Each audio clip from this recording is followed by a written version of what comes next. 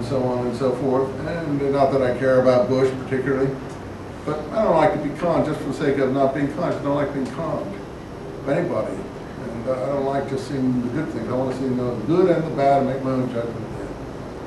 So that's just me, and you have to decide for yourself. So as far as the rabbis go, the party that they praise and are descended from are also a party the Romans promoted and were willing to live with in Palestine, having suppressed and repressed all the others. And Josephus tells us that in this period, the Pharisees were dominated by, the Sadducees were dominated by the Pharisees in all things. Previous to this, they were not. Before Herod destroyed the previous Sanhedrin, the Sadducees were the high priests who ran the country. Now they're just Roman puppet high priests. And that's, again, the situation is not clarified in the Gospel. Nor the attitude of the people is not clarified in the Gospels. The people are like some fickle lunatic society. It's more like if you've seen the movie Life of Brian, Monty Python. How many have seen that one? I mean, that's more like what they look like. Something like right out of Monty Python, you know, a lunatic maniac, you know, idiot fringe. And I don't think that's what they were at all.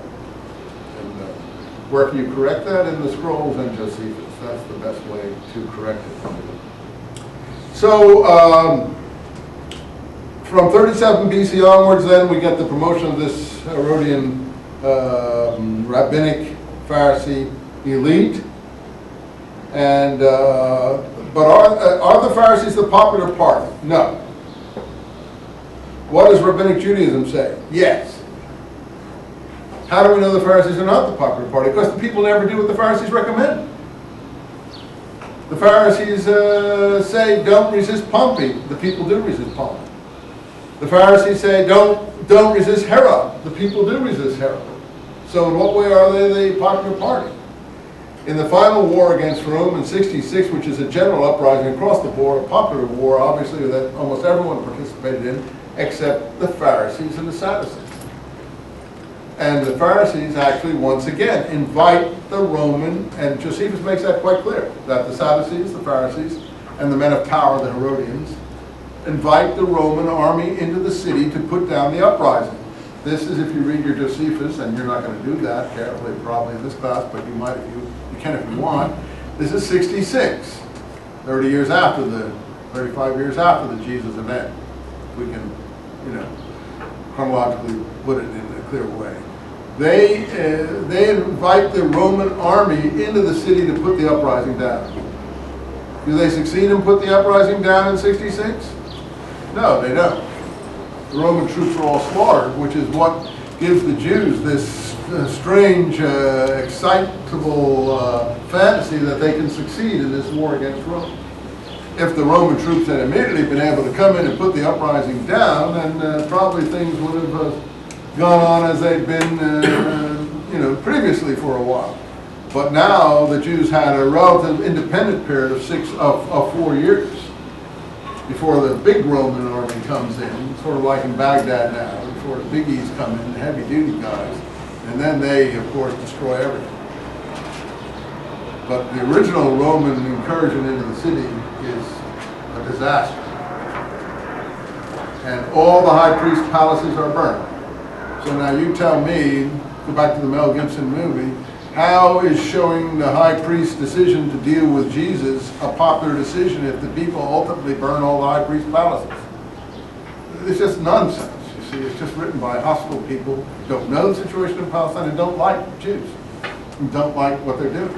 It's not a picture that is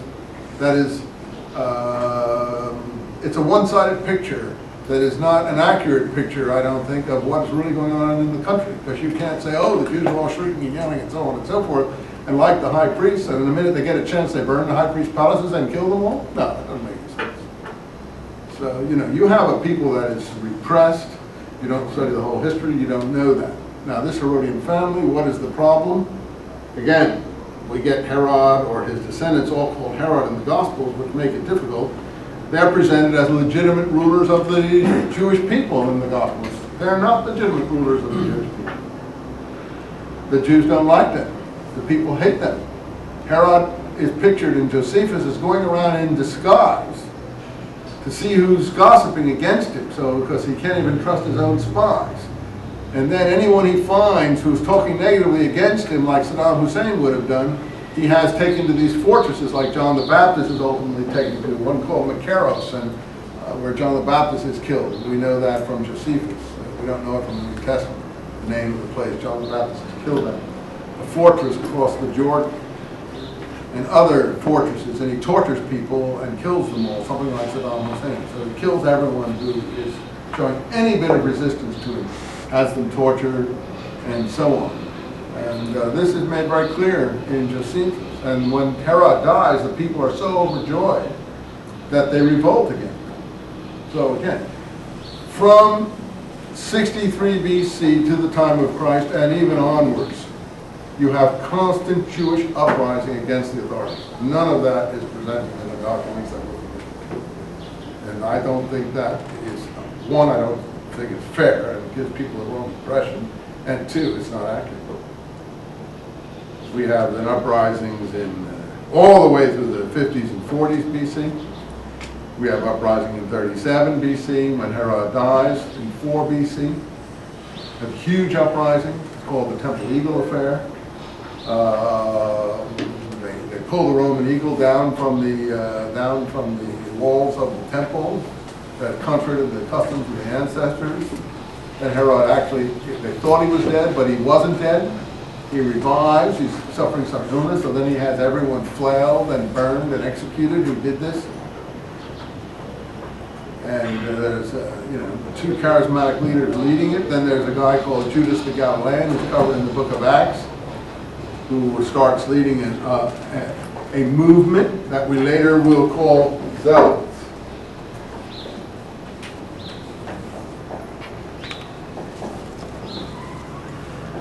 Now that's very important that he's called Galilean, because as time goes on, Galilean is also another name for Christian in early church texts, because they were all Galileans. When Peter is standing by the fire, if you know your Gospels, while Jesus is being examined inside the governor or high priest's palace, I forget which, they ask him, "Are you with this man? Are you a Galilean?" And he says, "No." "Well, we tell by your accent you're a Galilean." Does he come from Galilee, or is he a member of this revolutionary movement founded by Judas the Galilean? And you see, Judas the Galilean did not come from Galilee. He came from a place that today we would call the Golan Heights.